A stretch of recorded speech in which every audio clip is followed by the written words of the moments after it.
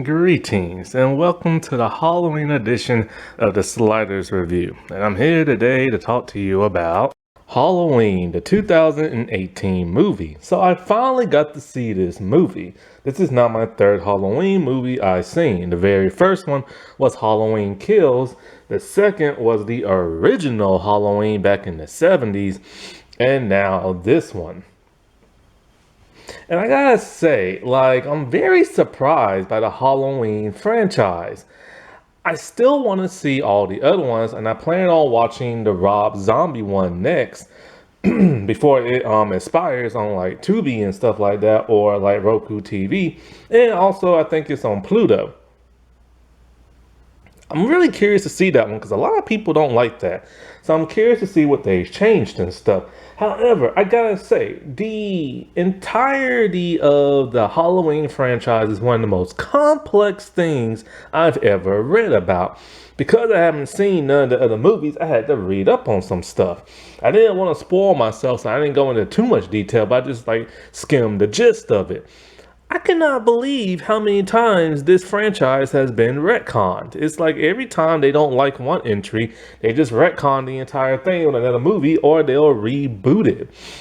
It's kind of like the Terminator franchise, and they're about to reboot it again. There's now a bidding war with all the networks and all the movie companies trying to figure out who's going to buy it. Paramount wants it. Why don't Universal? Maybe because, I don't know. Some people like the Universal new trilogy that just came out with the 2018 movie, and some don't. I know some people don't like Halloween Ends. I haven't seen that yet. But I guess if it's not the original, like the original, people just don't seem to like it. But back to the retconning. It is insane. And I mean, it is insane. And it makes absolutely no sense. Not talking about the Rob Zombie reboot, but talking about just the retconning. It's like the foundation base is the original 70s movie. But then, from the original, you have the second, third, fourth, fifth, and sixth that are all connected to each other, how it originally was. Of course, a lot of people really hate the third because it doesn't have Michael Myers. And I haven't seen that and I haven't read up on it. But if it's about the season of the witch or whatever, just call it that. Don't add Halloween to it. Especially if it doesn't make any reference to any of the characters in the past. I have no idea. Like I said, I haven't watched it, haven't read up on it. But if so, then just cast it out. You know what I'm saying? But it's interesting. You got the first two. And then you got the fourth through the sixth, which takes place years later with Laurie's original daughter, played by Danielle Harris. And then, of course, when she got older and stuff, because Laurie supposedly died off screen. And not only that, but Laurie is supposed to be the sister of Mike Myers. And so, you have that continuity. Then you have the new H2O continuity in Resurrection that takes place after either the first one or the first two. And so, then you have that continuity and everything, and that set things up. I have no idea how those movies did. But then all of a sudden now, after the Rob Zombie reboot that some people didn't care for, they was gonna make a third, but Rob Zombie said recently he just did not have a good time making those movies because every day on the first one, the executives would literally be by him and be all like, "This movie freaking sucks and your editor sucks. We're gonna get you a new editor." And he didn't use the new editor; he used his same editor. And I gotta watch that movie. I gotta watch that movie to see what it's about. So then they're all like, screw everything that came after the first movie. Let's just retcon it again. And so now you have these sets of movies that take place after the first one. And when watching this movie, I assumed it took place after the first two and maybe the H2O ones and stuff, because that would have made a lot more sense with the character development of Laurie. But knowing this takes place directly after the first one, just about 40 or 50 years later, this just don't make no sense to me. Like, I don't understand why she is the way she is. And I think giving her a brand new daughter that's not Danielle is a huge slap in like the face. And now they retcon the whole her and Michael aren't brother and sister no more. I think having them being brother and sister would have been a unique and very interesting dynamic in the movie. And it takes away from that, I feel. Now they're just two random strangers, and just like any other slasher franchise, by having that connection of brother and sister, I feel like with a stronger bond, and that's one reason why he constantly goes after her and stuff. Because if he's not going after her for that reason and that reason only, why the heck is Mike Myers constantly going after Laurie for? Like, that doesn't make any sense. You know what I'm saying? I know he's mental in the head, but my God, he ain't that mental to keep going after her and stuff. But when it comes to this movie, one thing I like about it is that it's trying to be not so much more realistic, because there's a lot of things here. Well, there's two things there that are not realistic. But one thing I like is that they're actually trying to tell an actual legit story.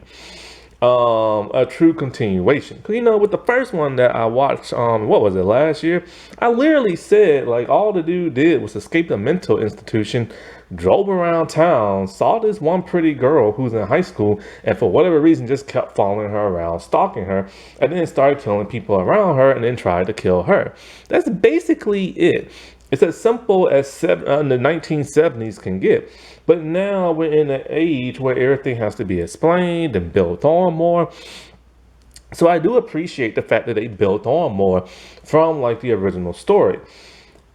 What I don't like is what they actually built. See, with this movie, you have Jamie Lee Curtis as Laurie Strode. You have her basically being a Rambo in this movie. She's a one-woman army. And so, like, she has booby-proofed her house for, like, the zombie apocalypse. And that zombie is Mike Myers, a human man. Like, she is not only, because it's weird, because it's like I said before, if this movie would have take place after all those other movies, I will totally understand why she went like commando on him. But because it take place after one movie and 50 something years has passed, why are they both obsessed with each other? Why is he obsessed with her? And why is she obsessed and traumatized by him to the point of booby-proofing her house and, you know, building like, you know, traps everywhere to keep him in there to like murder him and stuff? She literally says she dreamed for 50 years and prayed that he will escape so that she can kill him and he will finally be dead. But for what? After one encounter? She is messed up in the head. Like, I understand he scared the piss out of her. He tried to kill her. But he's been locked up for 50 years, so why is she still, like, on this crap? You know what I'm saying? And that right there is the biggest what the freak nuts moment, because that don't make no sense in the entirety of the movie. I just don't understand how that one event traumatized her so bad that she would do all that to her house, collect all those guns, and literally hope that he will be released so she can hunt him down and kill him so he would never terrorize her again. What made her think he will come after her again? See, that's the problem. It's like they want to try to connect it to the other movies, but at the same time they don't. Just like the whole brother and sister thing, what the doctor do.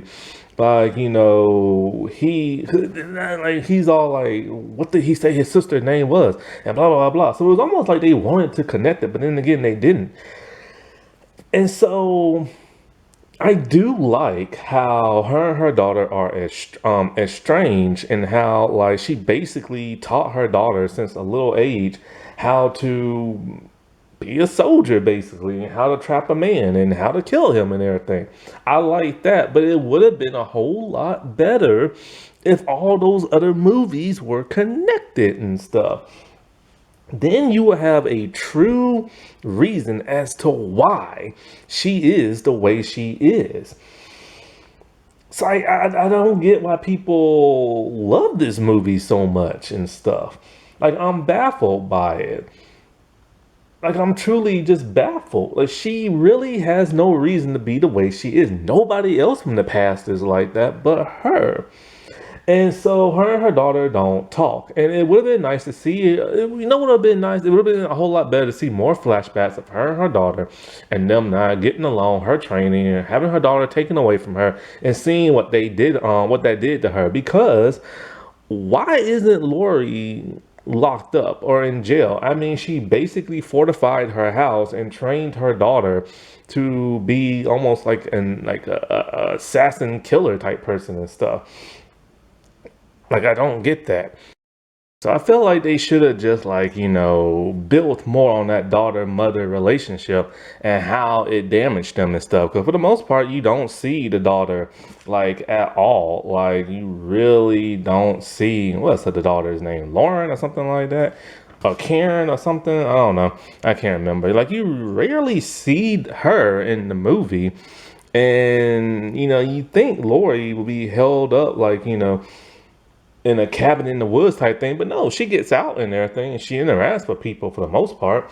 And her daughter. So when it doesn't harp on them, because one of the problems I had with Halloween Kills, there wasn't enough Lori in there, and I was like, dude, where's she at? Another problem I had with Halloween Kills is that Michael just randomly kills people, like just so randomly and stuff, and it was almost comedic at times. But in terms of kills, at least he killed people in that movie. In this Halloween movie, he's always stabbing people off screen and everything, or killing them off screen. It's not that bloody, it's not that gory, and it's not that stabby. The Scream movies stab a whole lot more. Heck, I just watched a show called Why Women Kill. It's like Desperate Housewives 2.0, and that woman stabbed somebody more than Michael Myers did. But the whole him smashing that dude's head in with his foot, come on, that wasn't realistic. Stuff. And so, like, it seems that her daughter is completely fine. Her husband's okay, even though he's a wimp. Playing with a yo-yo and there's a murderer on the loose. And, like, what was that? Like, why? Why they have to keep doing this crap? Because I saw two modern day things in Hollywood that's getting on my nerves. Like, I'm really getting tired of men looking weak and stupid. Like, you have the dad who's just wimpy and playing with a yo-yo while everybody else is literally fortifying themselves. Then he walks outside like an idiot, gets like strangled and everything with rope. And like, no wonder Laura gave him the tiniest gun in the house. And then you have Allison. When the movie's not focusing on Lori or like, her daughter and stuff. It focused on basically just her daughter going to school, going to a Halloween dance. Because that's the one thing about these Halloween movies. They're just so nonchalant. They just go about people's ways, and then all of a sudden a scary killer pops up. And, I get it. They want to show why we like the daughter so she can survive, but we like her only because she's the granddaughter and stuff. But other than that, I really could care less about the daughter or the granddaughter. And once again, like, okay, the dude she was hanging with, he tried to kiss her because he thought they was vibing. And she didn't like that. She kept pushing him away. And then he started getting a little forceful on her. So once again, we have a dude trying to like get handsy and assault somebody. I get it. That's how a lot of guys are in the world. But guess what? A lot of guys also aren't. And I'm tired of seeing this in every show and every movie. Like, it's getting a bit ridiculous and stuff. So she just left him. She didn't even know he was dying. She just left him. And he gets killed. Then she runs back like, oh, he killed my friend. Really? Because when the dude kept trying to apologize and explain himself or why he tried to kiss you, she didn't want to hear nothing. But now all of a sudden she cares and everything. And the whole part that really got me, that I really liked, was the twist with the doctor. I did not see that coming.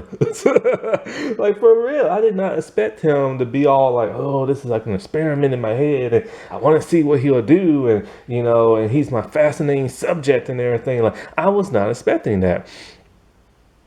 That was a very cool twist. And then he put both of them in the back of the cop car. And so Michael's knocked out and the granddaughter's in the car, and it was just weird how he killed the doctor, but he didn't go after the granddaughter, and she was right next to him. But then she takes off and just runs into the woods and everything for the longest time, and then automatically she shows up at the house and everything. It would have been nice to see Michael chase after the granddaughter and everything. And so I don't understand really what is the point of the granddaughter in the movie.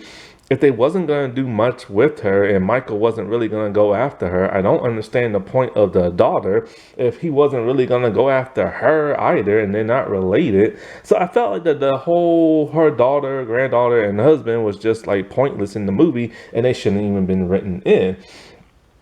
And if you was gonna keep the daughter in, let's see that dynamic between them and how they fell apart and all this other crap. Because what happened after the daughter grew up? She just became estranged from her mother and don't really talk to her and everything. Oh, there's no boogeyman, he's locked up. And it's just kind of like, why couldn't we see that family dynamic and everything? Make the movie stronger. And then so of course, it's the big confrontation and the house is fortified. They fight like, Michael, but Lori is pretty weak, man. She's getting her head smashed in and everything else. And I just felt like that climactic ending. Like, I like the part with the house trapping him and everything. And Lori set the house on fire and stuff. Like, she literally booby trapped her house for a man that only came after her one time 50 years ago. But it would have been nice to have a bit more climactic battle, like in the Scream movie. Like they really fight for their lives in the Scream movie. Here is just somebody gets knocked out, then he wanders around the house very slowly, and then it's like the daughter like tricks him and shoots him, and but why? The daughter's not even the main character and stuff. I think what it really was is that they really wanted to get away from the Rob Zombie movies and stuff. And they really, really wanted to make sure that whoever had the rights to that never kept the rights and everything. I think it was like Dimension Films or something like that. And so they were like, crap, dude, okay, well, we had to hurry and get this back. They ain't doing nothing with it. Let's retcon it, let's reboot it, let's do whatever we got to, and let's make a new movie so we can keep the IP and make money off it. But in my opinion, like I haven't seen the third one, but when they remade these movies, they made three interesting but lackluster movies. It's just there's always something wrong with these newer movies they're making when it comes to the Halloween franchise. It's either a lack of the protagonist and the final girl, and there's a lack of story build-up. That's the problem with these Halloween movies. There is really no story, and there is no story build-up. It is literally just a crazy man goes on a killing spree on Halloween, and all of a sudden, Lori, it just so happens to be there and everything. But there's never no real story with these movies and stuff. And that's what baffles me. Why do people love them so much? And are the other ones really that bad, I wonder? I gotta watch that Rob Zombie one. Like, I really do. I don't understand these movies. And I know they're beloved. I know, like, there's a whole generation of people who love these movies. But why? When there's really no story, there's no build-up. And at least in these newer movies, well, even in the old one. And so it's like, and then the killing, like, I was so disappointed in the killings in these movies. Like, when I watch a slasher movie, I go there to see a bunch of dumb, like, people getting chased by, like, a crazy person with a bladed weapon who's gonna stab them. And I actually get to see them get stabbed. That's why I watch slasher movies, because they're really, like, entertaining and they really get your heart pumping and stuff. But here, I just don't feel it. It's just a bunch of random occurrences that literally just happens and everything. And I find that strange and baffling. Like, I really do. And I'm not trying to, like, piss on, like, people nostalgia or nothing like that, but it's just like, I find these movies baffling, especially the newer ones that just came out. This is one reason why people just don't like reboots and everything, because this is like a soft reboot. And people are really sick and tired of reboots. Like, The Office is about to get rebooted again. Why? Just create something completely brand new. That wasn't that spooky. Alright, well, I shall talk to y'all later. Bye.